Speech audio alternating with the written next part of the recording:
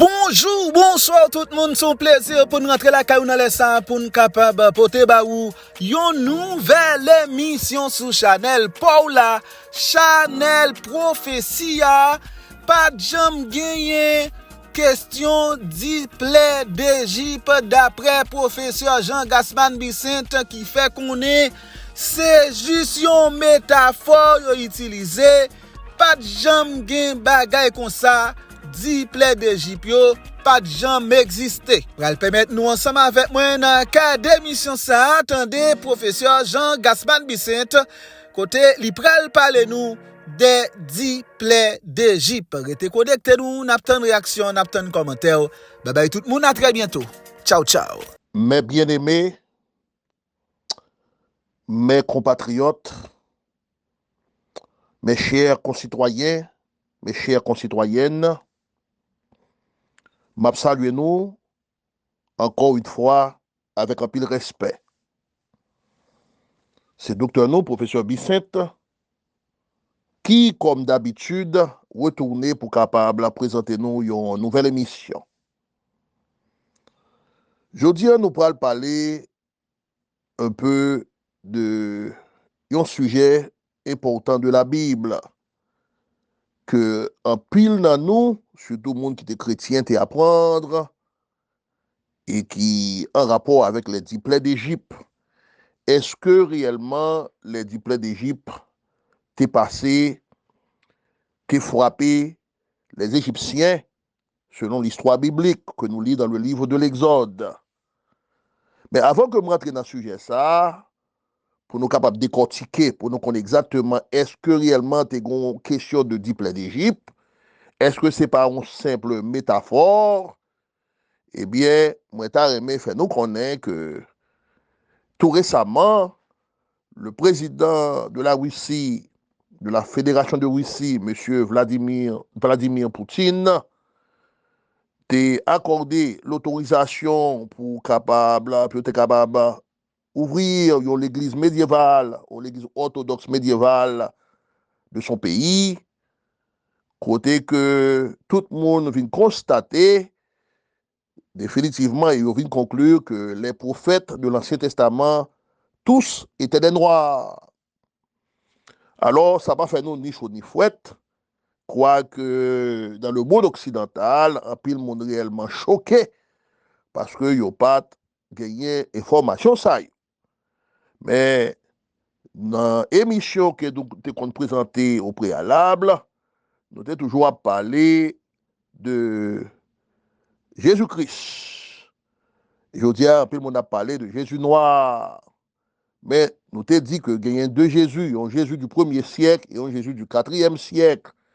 Et nous t'ai même porté des précisions, côté que nous t'ai dit que le Jésus du 1er siècle, ses parents étaient originaires de l'Égypte, puisque durant la persécution du roi Hérode et en Israël, eh bien, parents t'as pris refuge avec lui en Égypte. Et à part de ça, ce Jésus du 1er siècle, qui était un noir, aussi bien que Jean-Baptiste, eh bien, il était fait partir du culte Isiaque. C'est-à-dire, il était un Essénien. Là, nous dit Essénien, nous dit culte Isiaque, nous dit Isis, nous dit Aïzan, ou Aïssan, c'est même bagaille.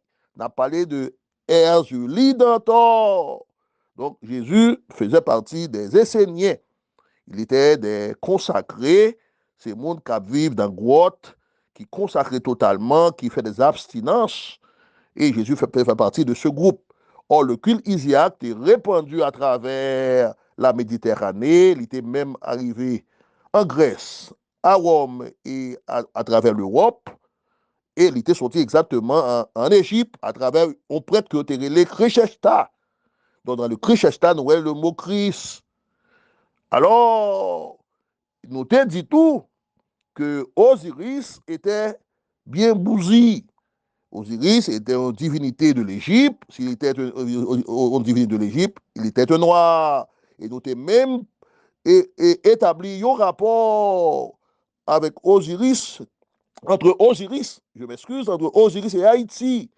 Donc, nous t'ai lire que Ézéchiel était le fils de Osiris, le fils de Bouziris, le fils de Bouzi. Donc, c'est ça que nous lisons dans la Bible, Bouzi. Alors Osiris, toujours, il est Bouziris. C'est le vrai nom d'Osiris. Parfois, il y aurait l'île, il y a l'autre nom. Et parfois, il y a l'île, il y a l'île, Assa, Aser, Wessir, Osare, ou bien Bouziris. Nous t'ai dit ça déjà. Maintenant, et l'autre question, par exemple, nous t'ai parlé dans l'émission nous t'ai fait, nous t'ai parlé de Jérémie, par exemple. Nous t'ai dit que Jérémie, c'est Urumiya. Urumiya, c'est le prophète du culte Nago. Le culte Nago sorti exactement à Nigeria, et dans la terre de l'Eifé, dans la terre des Yoruba. C'est là que Jérémie sortit. Et on a parlé de prophète Jérémie, qui est Urumiya. Son vrai nom, c'est Urumiya. Et donc, là qu'en Haïti, on dit que le vaudois haïtien pas gagné prophète. Oui, gagné prophète dans le rite Nago. Il ne doit pas gagner prophète dans le rite Congo, ou bien dans le rite Makaya, mais il gagne dans le rite Congo. Et puisque le rite Rada sorti dans le rite Congo, donc nous capables, je m'excuse, puisque le rite Rada sorti dans le rite Nago, eh bien nous capables de dire tout que Rumiya, qui est Jérémie, lui aussi, c'est le prophète du rite Rada. Donc, nous avons parlé de sujet ça déjà. Donc, encore une fois, Jésus, premier siècle là, et c'était au noir, nous avons expliqué ça déjà, que l'ité fait partie du culte Isiaque, c'était un Essénien, et Jésus du 4e siècle là, qui vient construire à travers, qui vient créer à travers le concile de Nicée, c'est un Jésus qui identifié, qui identique au Dieu grec, au dieu mythologique grec, que aurait les Zéus. Dans Zéus, il semblait il très rapproché à Jésus. Il très rapproché à Jésus, Ius. Donc, il fait comme ça, de façon que, à travers le temps, on a parlé à partir du 4e siècle jusqu'à nos jours, qu'on a parlé de Jésus, eh bien, ce n'est pas Jésus 1er siècle là, on va parler, c'est Jésus du 4e siècle là, qui vient adopté par le christianisme à partir du concile de Nicée. Mais le Jésus qui t'a marché sous de l'eau, qui t'a dominé les 4 éléments, Jésus qui t'est baptisé par Jean-Baptiste, Jésus qui t'est descendu aux enfers, Jésus qui t'est transfiguré, monté au ciel, à travers alors, le ciel en termes de dimension, en termes de niveau de conscience, eh bien Jésus, ça, qui t'est dominé tous les éléments, c'était Jésus noir, qui pas de Jésus de Nazareth, parce que le terme Nazareth, pas de jamais existé, pas de jamais en ville, il y a Nazareth. D'après les études archéologiques qui fait, il n'y a pas jamais capable de retracer, les experts pas jamais capable de retracer cette ville. Au contraire, il gagnait le groupe Nazarite qui existe. Les Nazarites étaient les consacrés. C'est-à-dire qu'il y a une secte juive comme les Sadducéens, comme les Zélotes, comme les pharisiens qui existaient. Lors dit, par exemple, Nazarite, ou dit consacré. Lors dit Zélote, que nous trouvons, par exemple, Simon, un disciple de Jésus-Christ, et que nous trouvons dans le livre des Actes des Apôtres, au chapitre 1, les Zélotes étaient des radicaux, ils étaient des révolutionnaires. Nous gagnions les pharisiens, ils étaient les séparés, les Sadducéens, qui étaient les docteurs de la loi, et nous venons gagner tous les Masorettes qui, dans même lié des Sadducéens, qui les maîtres, les défenseurs ou les protecteurs de la tradition juive, qui sont les Masorettes. Ils nous ont dit, dans l'autre émission de te présenter, c'est ça fait en Haïti, l'autre du monde Mazora, tant qu'on dit grand monde Mazora qui pas dedans, les ça, on va parler de Mazorette. Donc c'est ça que nous t'ai expliqué. Alors, c'est pas sujet ça que nous t'ai venu parler aujourd'hui, nous t'ai venu essayer quand même de mythifier l'histoire, aussi de l'histoire, et nous avons fait ça à travers le temps, juste, un rappel à tous nos auditeurs, auditrices, amis, frères et sœurs, qui suivent nous de près et qui apprendre de ces enseignements que nous portons pour eux. Donc, toute histoire qui gagne rapport avec Adam et Ève, avec inondation noachique ou de Noé, et question de Jonas avalé par un gros poisson, qui durait 3 jours et 3 nuits dans le ventre de gros poissons, eh bien, n'a bien parlé de sujets sérieux et d'autres sujets encore de la Bible, qui sont des métaphores et gagner des explications pour ces histoires. Et c'est ça que aujourd'hui, nous venons pour nous capables d'expliquer exactement les 10 plaies d'Égypte. Nous pourrons montrer qui ça, 10 plaies d'Égypte là, signifie. Pas de jamais exister les 10 plaies d'Égypte dans la réalité. Il y a des explications, bien sûr, mythologiques, il y a des explications scientifiques tout sur la question des 10 plaies d'Égypte. Mais en réalité, les 10 plaies d'Égypte, c'est une façon d'expliquer une histoire, c'est ça fait nous dire métaphore, et c'est l'ordre fait herméneutique, qui est interprétation biblique, là où rentrer en profondeur dans ces études, on pourra comprendre que, et en pile l'histoire de la Bible, eh bien, ce sont des histoires qui tergiversées, et non seulement ça, tout, les pasteurs, les leaders religieux, et en pile, ce sont des ignorants, pas dit tout, mais en pile, ce sont des ignorants, et même ça qui connaît, ils n'ont pas jamais expliqué à leurs fidèles et exactement qui ça qui gagnait. Ils n'ont pas jamais expliqué de manière explicite les choses de la Bible. Genayo, l'aime dit ignorant, ce n'est pas dans un sens péjoratif, c'est-à-dire qu'on n'a pas connaît. Les gens ne doivent pas connaître, ils n'ont pas qu'à expliquer, si on pas qu'on a bagage, ou pas qu'à expliquer. Mais si que ou connaît le tout, eh bien, ou cacher la vérité, eh bien, ou fait plus de tort à tes fidèles de ton église, ou bien à des gens qui te côtoient, mon cap côtoyer ou, parce qu'il faut capable éclairer antenne mounio pour capable mettre dans le chemin de la vérité. Dans le livre de l'Exode, nous lire que les plaies d'Égypte, c'est un châtiment, on sait de châtiment que le Dieu Yahweh, le Dieu de Moïse, alors faut nous dire, côté Yahweh a sorti avant, Yahweh, c'est le Dieu qui révélait la Moïse dans la montagne, dans la montagne du Sinaï, dans Sinaï, nous Aï là, Aï, et nous Sin. Sin était le Dieu lunaire des Sumériens. Nous Aï là, qui veut dire terre, qui veut dire Dieu. Ouais, Aïe, Slovir Elia, il bon ya. Et donc, Aïe est capable de terre, capable de Dieu tout. Ouais, mais, ça qui est important, c'est que Moïse parlait avec Dieu. Dieu parlait avec Moïse. Et lorsque Moïse descend de la montagne, eh bien, il y a un événement qui passait. Le visage de Moïse transformé et tous les Israélites qui étaient témoigné et ce phénomène, il y aurait que Moïse, visage lui, gagnait 2 cônes là-dedans. S'il gagne 2 cônes, là, il fait référence à Hapi, le dieu Hapi de Kassika de la Maguana, le dieu Hapi de l'Égypte, puisque Hapi, c'est le dieu protecteur du Nil, de la rivière du fleuve du Nil, de la rivière du Nil. Donc, nous venons gagner, alors qu'on débat qui t'a fait depuis au Moyen-Âge, parmi les Juifs, parce que le terme Karen ou Keren, K-A-R-E-N ou bien K-E-R-E-N, il veut dire radiant, il veut dire lumineux, il veut dire brillant. Donc, c'est pas que, alors même Moab le dit con. Donc, ça qui primait, c'est con qui primait, mais vérité ça, il caché là. Et même dans la Bible, nous lisons que le visage de Moïse était radieux, il était radiant, parce que le terme Karen ou Keren, il est interprété d'une autre manière, il est caché kon.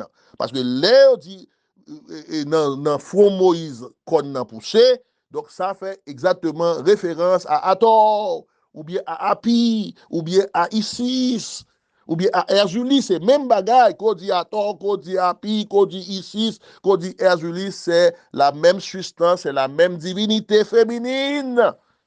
Donc c'est ça. Alors, Hapi, c'est la déesse du Kassika de la Maguana côté Kaona Boteye. et c'est lui qui Dieu du Nil. Nous gagnons un rapport étroit avec l'Égypte en tant qu'Haïti, puisque le dieu Thoth, qui est un prêtre qui vient diviniser, qui était un Atlante, aussi bien que Osiris, aussi bien que Isis, aussi bien que Horus, et Latrié, eh bien, c'était Atlante que Oye, qui te retrouver et au niveau de l'Égypte. Et ça fait en Haïti, il y a un paquet de traditions que nous gagnons, ce sont des traditions complètement atlantes et aussi égyptiennes. Or, le premier plaie, la première plaie, il parlait que les eaux du Nil se changent et changeaient en sang. Deuxièmement, les grenouilles envahissent le pays de l'Égypte. Conséquence, hein? Gagner la poussière. Troisième, la poussière se transforme ensuite en des nuées de moustiques et de poux. Ouais, après, nous venons gagner. Et avant que la vermine, là, la part de vermine ou les vermines, d'accord, des mouches et des taons, envahissent les maisons des Égyptiens. Donc, venons gagner cinquième plaie parce que le pharaon de l'époque, quand endurci, il parlait quitter le peuple Israël, sorti pour aller dans la terre promise.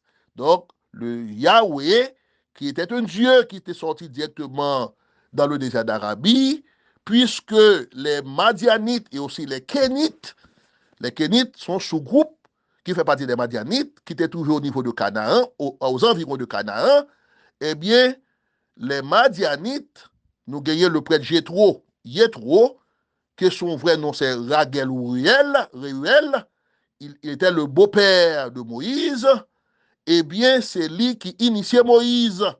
Quoique Moïse était déjà initié chez les pharaons, mais la vraie initiation, Moïse prend lui et chez Jéthro, qui vient bas Moïse le bâton, et bâton vient tomber entre les mains du frère de Moïse, que nous relais Aaron. Donc, nous venons gagner cinquième plaie qui concernait les animaux et les troupeaux, qui étaient décimés par une peste. Complètement, les animaux et les troupeaux étaient complètement détruits. Après, nous venons gagner des furons touchent le peuple égyptien, son bétail, tout bétail a mouru. Et puis, gagner fléau septième là, qui c'est un orage de grêle qui détruit les récoltes. Nous venons gagner tout. Et après, nous gagner une invasion de sauterelles qui dévore les champs égyptiens, tous champs agricoles qui étaient restés, ils viennent complètement détruire. Donc, c'est la famine. Et puis, nous venons gagner une autre plaie, c'est que c'est la plaie, et c'est les ténèbres qui recouvrent le pays de l'Égypte pendant 3 jours. Et ça fait parce que le pharaon était réellement dur, coriace, inflexible. Et puis, la dernière plaie, c'est les premiers-nés. Ils ont mouru, y compris le fils du pharaon.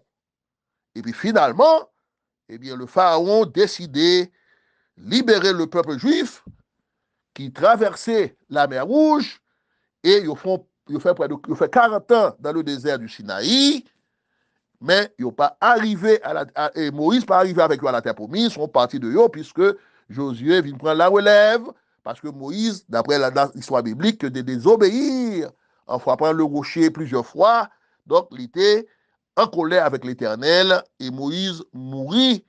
Donc, c'est Josué qui vient prendre la relève, qui rentrait avec le reste du peuple israélite, tout l'autre monde qui était fait dans le désert, les rentrait exactement à Canaan.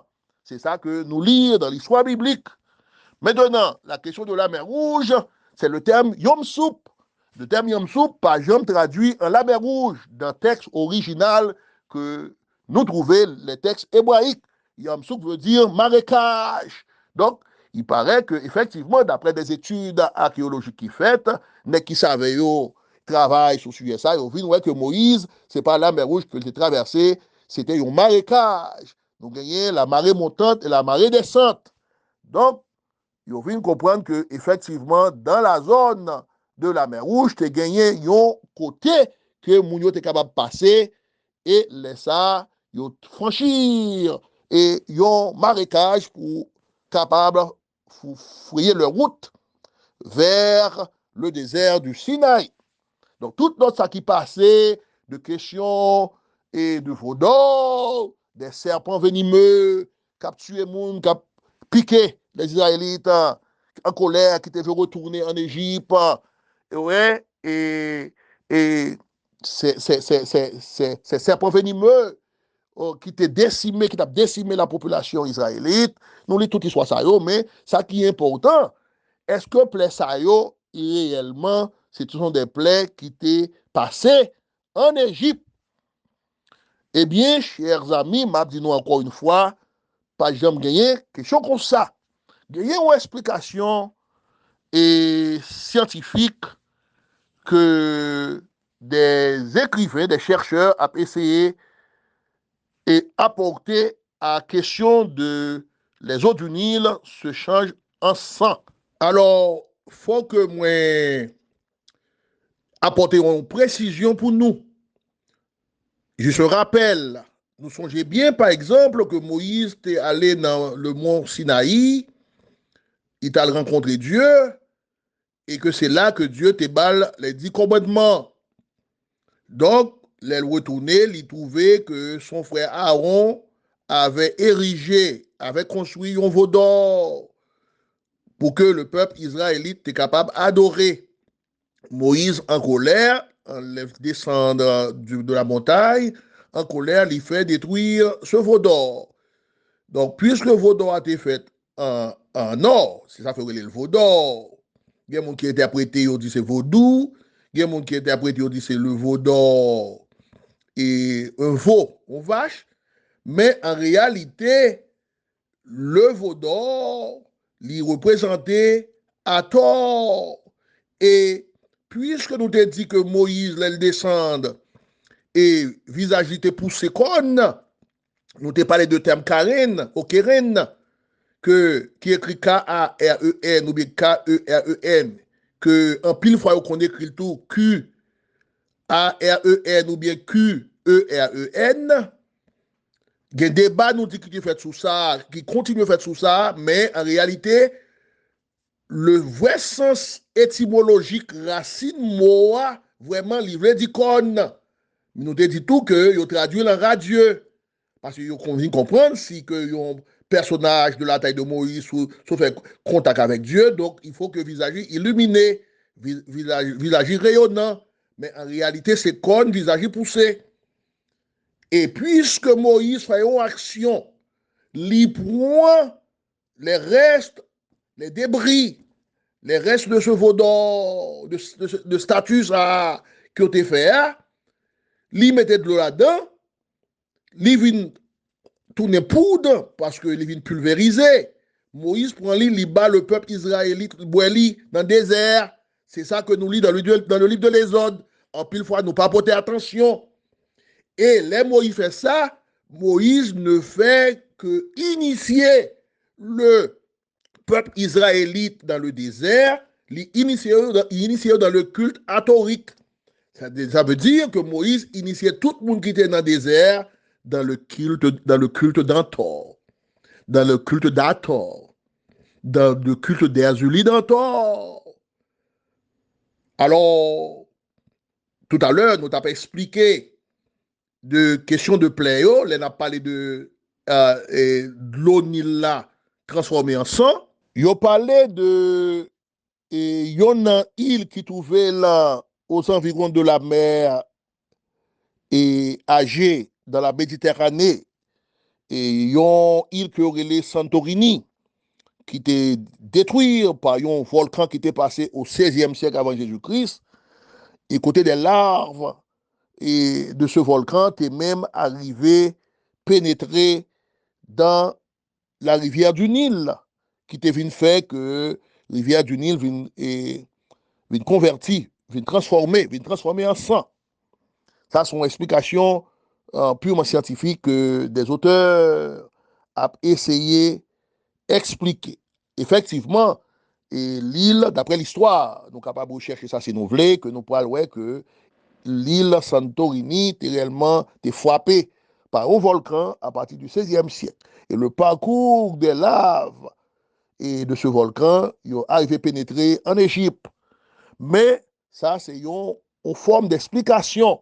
Mais en réalité, et les nap lire dans les documents anciens, il y a un texte, il y aurait les, et en sorte de papyrus.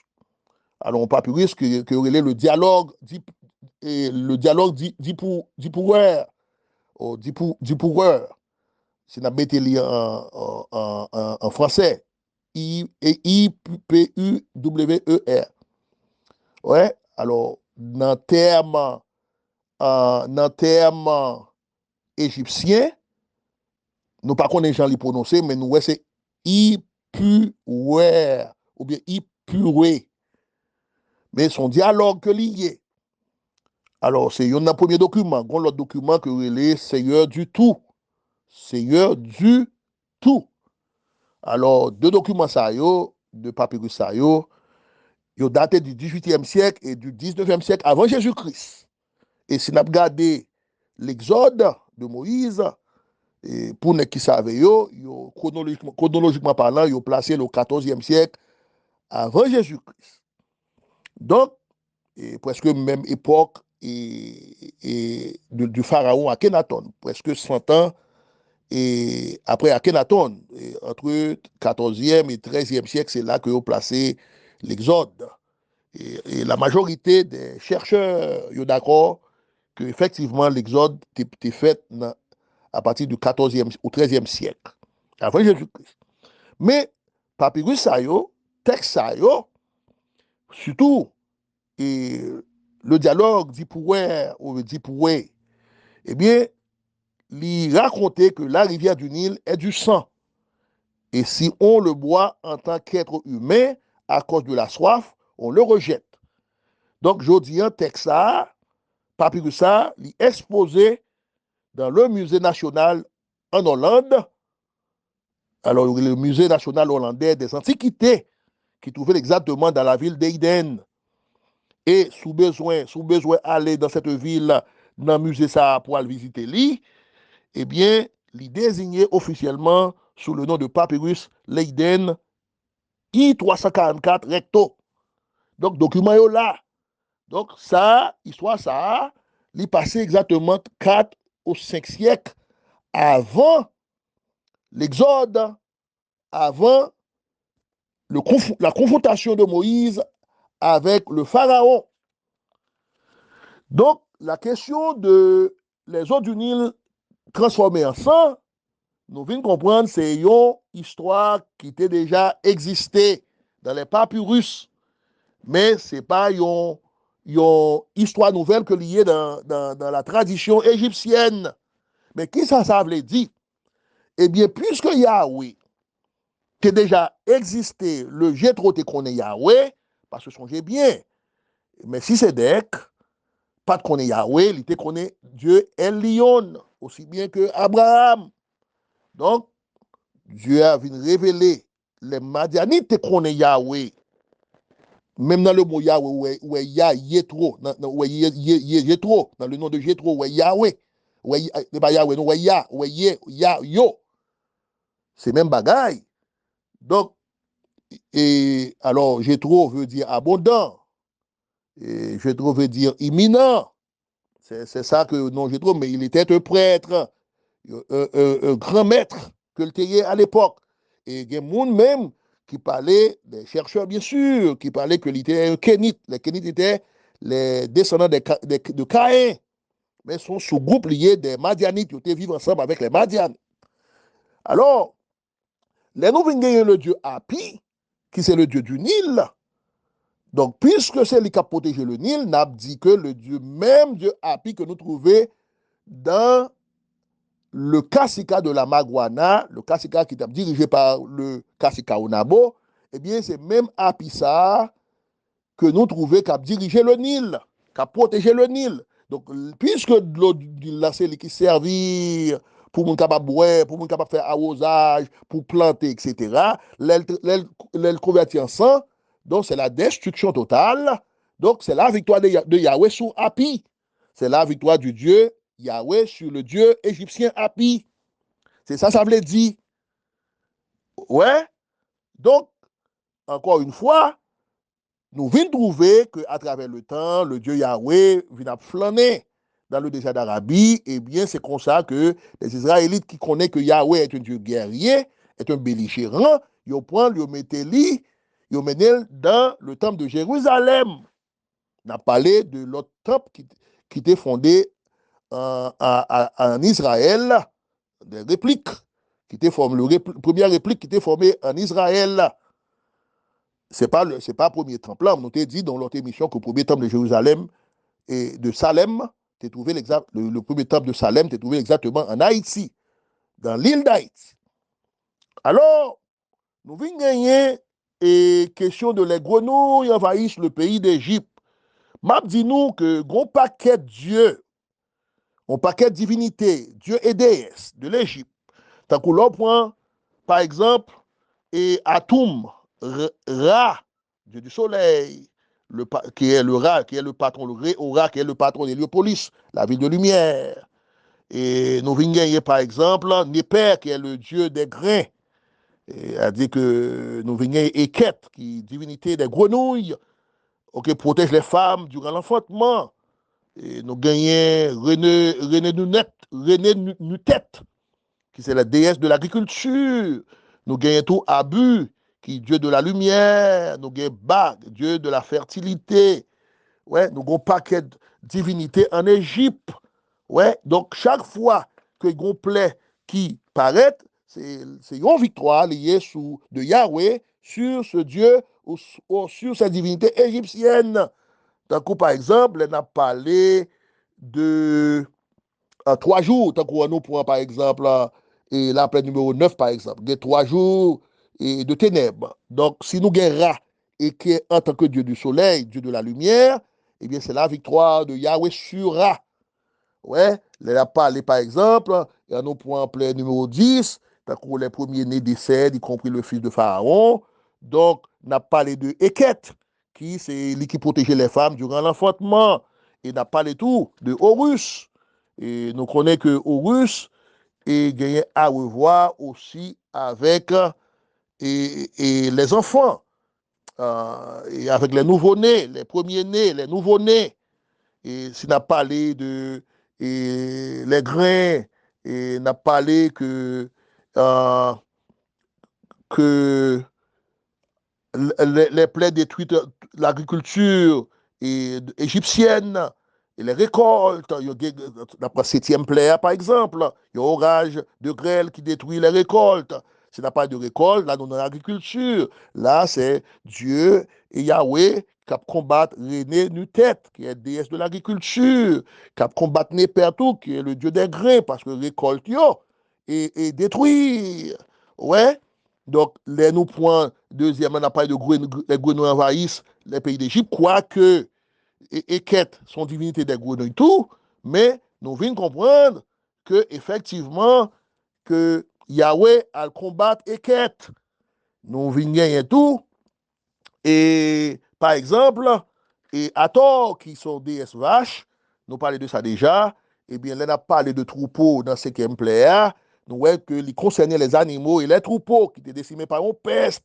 Donc, c'est une bataille contre Api et Hathor, qui est aussi, et Dantor, qui est aussi Isis, ouais, et qui est contre aussi le dieu bélier, Baneb Jeded, ouais, et puis, ou bientôt, Astenou, qui est aussitôt, qui est son dieu d'animaux, que lié.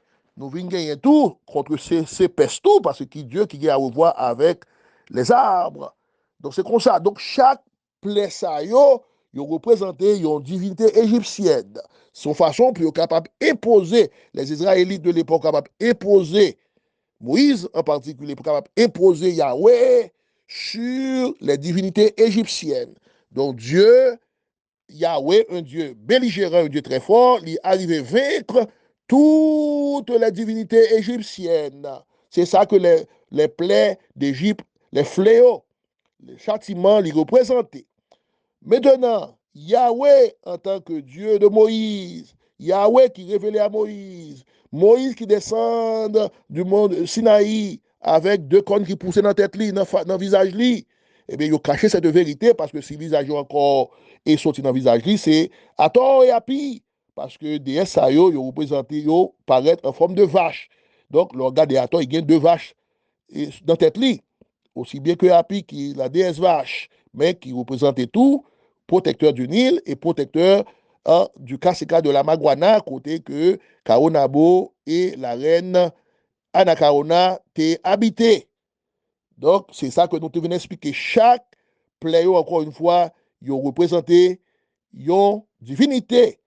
Et c'est façon ça, pour nous capables de comprendre ni mieux, parce que ce sont des métaphores, mais pas de jamais gagner en réalité des plaies, des fléaux qui étaient passés en Égypte et qui étaient passés en Égypte et qui étaient frappé l'Égypte contre, et alors, des plaies qui étaient frappé l'Égypte, qui étaient forcé le pharaon de l'époque pour capable permettre, pour capable flexibiliser sa position, pour être capable permettre que le peuple israélite quitte l'Égypte à l'époque. C'est ça que nous te venons expliquer. Donc, encore une fois, merci d'être que nous t'apportons attention. Nous avons toujours venu pour capable expliquer nous plus de choses concernant des histoires bibliques qui, parfois, ce sont des histoires tergiversées. Donc, il faut que nous soyons capables de démythifier ces histoires, éclaircir ces histoires au peuple haïtien, de telle sorte que nous soyons capables de gagner plus de connaissances et que nous soyons capables de comprendre que les gens qui ont falsifié l'histoire biblique, qui induisent nous en erreur, je dis, nous vivons dans une époque de justice et de vérité. Il faut que tout ravette monter sous de l'eau. Il faut que la vérité soit capable de blayer tout partout dans le monde et que nous autres Haïtiens, nous sommes capables d'éclairer, nous sommes capables d'illuminer, nous sommes capables de gagner la vraie vérité dans nous parce que nous vivons dans l'ère du verso. Encore une fois, il faut que la vérité soit capable de blayer. Merci, chers frères et sœurs, chers amis, bien-aimés, d'être que nous t'apportons attention. Non, moi, c'est professeur Bisset, encore une fois. Si vous avez rentrer en contact avec moi, nous avons toujours fait ça. Nous avons toujours quitté un message de voix ou bien un texte.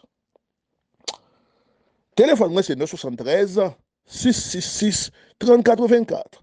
973 666 3084. Restez en paix avec tête. Restez en paix avec la nature.